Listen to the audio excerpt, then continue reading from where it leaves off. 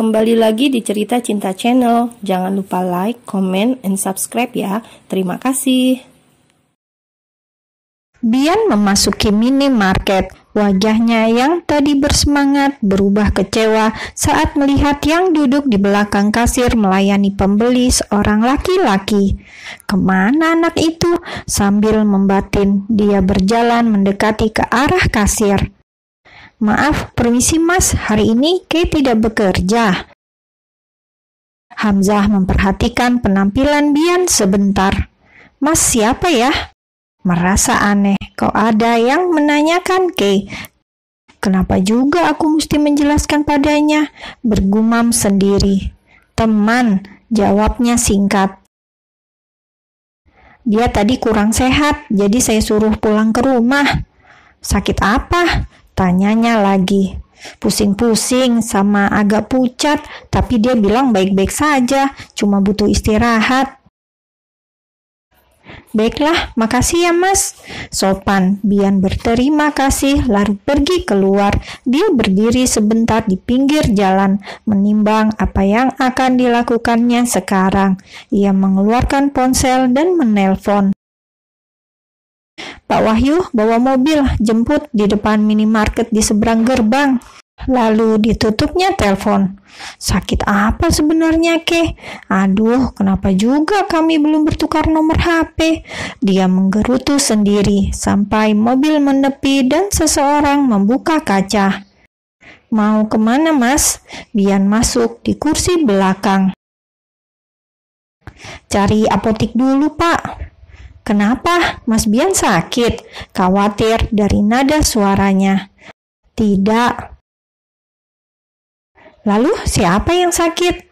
Sudah, jalan saja cari apotik, katanya kesal. Selain kepada Anjas, memang Pak Wahyu banyak tahu bagaimana kepribadian Bian yang sebenarnya. Selain sudah lama bekerja, Bian juga malas berpura-pura kepada laki-laki yang sudah menghabiskan separuh hidupnya itu bersamanya. Sudah sampai mas, itu ada apotik.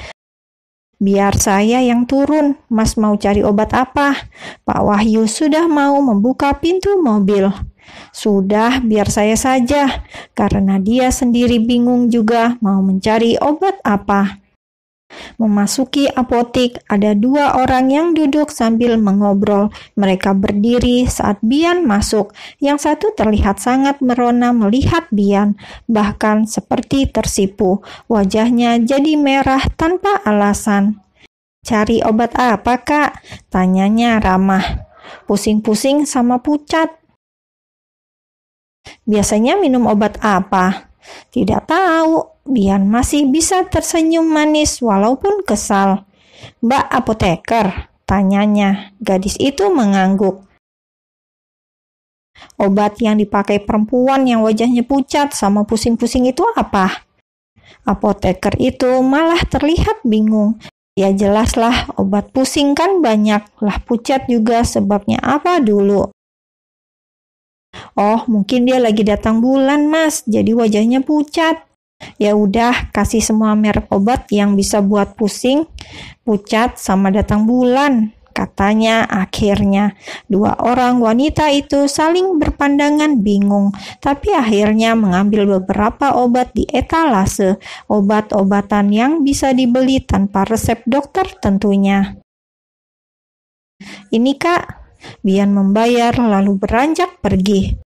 Ganteng-ganteng tapi aneh ya mbak. Wanita yang melayani Bian tadi menunjuk pelanggannya yang baru saja berlalu. Iya, yang satunya menimpali kecewa. Bian bisa mendengarnya, namun ia cuek saja, tidak memperdulikan. Kemudian ia berjalan menuju mobil. Sudah mas. Iya, putar arah ke tempat jemput saya malam-malam kemarin. Pak Wahyu melajukan mobil sesuai perintah. Sampailah mereka di gang rumah Kay. Di sini saja Pak, pergi kemana terserah Pak Wahyu, nanti saya telepon. Mas Bian mau kemana? Ke tempat teman. Saya tunggu di sini nggak apa-apa kan mas? Daripada nanti Mas Bian nunggu. Tidak, Pak Wahyu pergi kemana terserah, asal jangan di sini. Bian bertingkah malah semakin membuat Pak Wahyu curiga dan penasaran. Dia menatap Bian lama. Sudah sana, Bian memastikan mobil itu melaju. Setelahnya baru ia masuk ke dalam gang. Lurus lalu belok kanan. Tapi bagaimana kalau orang tuanya ada di rumah? Bian maju mundur melangkah. Dia sudah masuk ke dalam gang tapi keluar lagi. Akhirnya ia berjalan masuk lagi. Dia sudah belok ke kanan. Ada beberapa rumah di sana, yang mana rumah yang dicarinya. Untung saja dia melihat food truck siomay milik Kay. Walaupun dia belum pernah melihat mobil itu secara langsung, tapi seingatnya foto yang sempat viral kemarin itu sama persis dengan ini. Dia pun berjalan mendekat, menarik nafas panjang di depan pintu, menenangkan diri sebelum akhirnya mengetuk pintu. Walaupun akhirnya ia sesali keputusannya. Ia akan beranjak pergi saat pintu terbuka. Terlambat, gadis penjaga kasir itu sudah berdiri di depan pintu dengan wajah yang terkejut. "Kak Bian?" Apa kabar? Canggung. "Kenapa tidak berangkat kerja?" Kay menyadari suasana canggung ini. "Masuk, Kak." Dia membuka pintu lebar. Kay cuma nggak enak badan, Kak. Jadi izin nggak masuk hari ini." Bian duduk di kursi. Begitu pula Kay. "Apa tadi ke toko, Kak?" Bian mengedarkan pandangannya ke dalam ruangan rumah yang sangat sederhana untuk ukuran kehidupannya. Ada beberapa foto terpasang, foto keluarga mereka. "Aku membawa obat." Dia tersadar lalu menyerahkan tas yang terlihat agak besar pada Kay. Agak ragu Kay meraihnya. Ukurannya terbilang kurang normal jika hanya obat isinya. "Ini apa, Kak?" Saat sudah melihat isinya, dia hanya terbengong-bengong. Ada banyak sekali botol obat, kapsul, dan entah apa lagi. Membayangkannya saja membuat dia semakin pusing. Kay memang tidak suka obat. Sampai sebesar ini, ia tidak bisa menelan obat-obatan. Kalaupun terpaksa harus minum obat, obatnya harus berbentuk sirup. Kalau tidak, dihancurkan dulu pakai air, baru diminum. Dan rasanya luar biasa pahit. "Obat semua, Kak. Buat apa?" Itu tadi temanmu di minimarket bilang kamu pusing-pusing sama pucat. Aku minta semua jenis obat pusing sama gejala pucat di apotik. Tidak tahu biasanya kamu minum yang mana." "Ya ampun, Kak, tapi makasih banyak." Kay tertawa geli sendiri, menghitung-hitung berapa uang yang harus dibayarkan untuk menebus semua obat itu. "Pasti habis banyak untuk menebus obat-obat ini. Dikembalikan boleh tidak ya, Kak?" "Kenapa?" "Sayang kan uangnya, Kak Bian. Aku juga sebenarnya cuma pusing saja. Istirahat tidur juga nanti sembuh kok. Jadi tidak perlu minum obat." Wajah Bian kecewa. "Tapi terima kasih, Kak, sudah mau datang." Kay menyadari itu. Kini wajah Bian sedikit kembali tersenyum.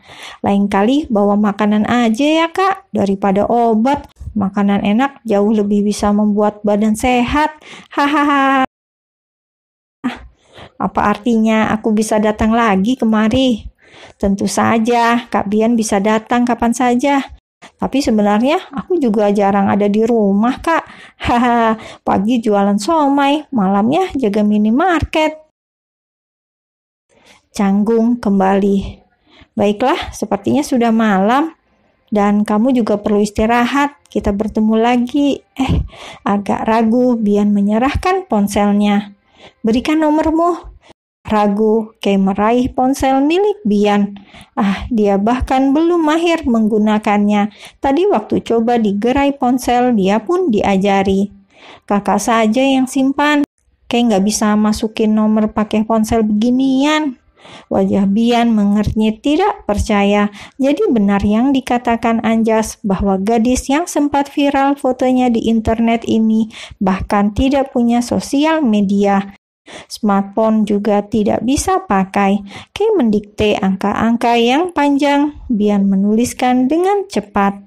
Aku telepon ya. Ia mendengarkan sebentar. Ada bunyi keras yang terdengar dari ruang tengah. Iya kak, sudah. Nanti Kay simpan nomor Kak Bian. Baiklah, aku pulang ya. Berdiri pamit. Kay pun ikut berdiri mengikuti langkahnya. Istirahatlah, tidak perlu mengantar.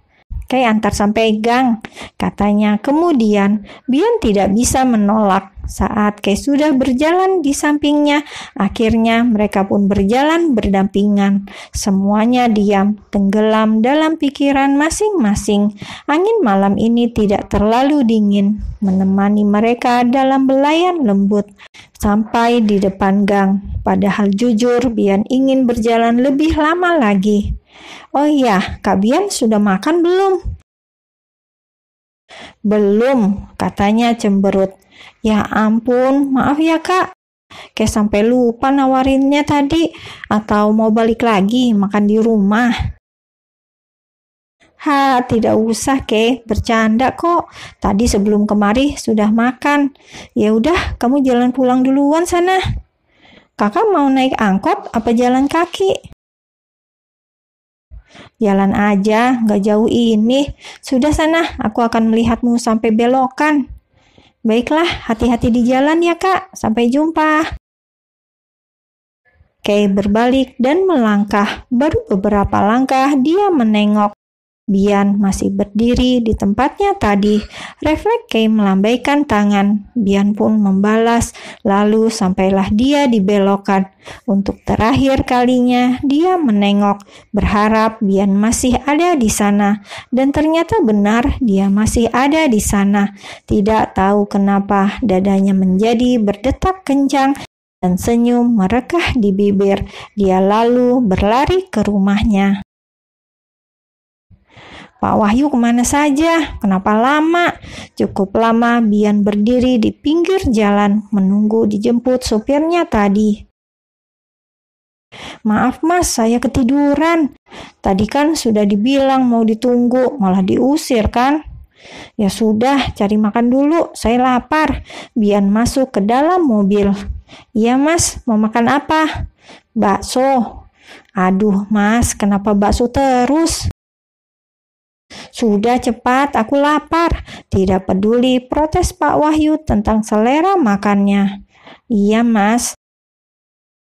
Mobil melaju keliling ke beberapa tempat mencari bakso. Kedai nongkrong anak-anak muda akhirnya yang dituju. Bian makan bakso dengan lahap. Sementara Pak Wahyu juga pura-pura menikmati makanannya. Padahal dia sebenarnya tidak terlalu suka bakso. Besok saya masakin makan malam saja ya mas, jangan terlalu sering makan bakso. Iya, terus mengunyah baksonya.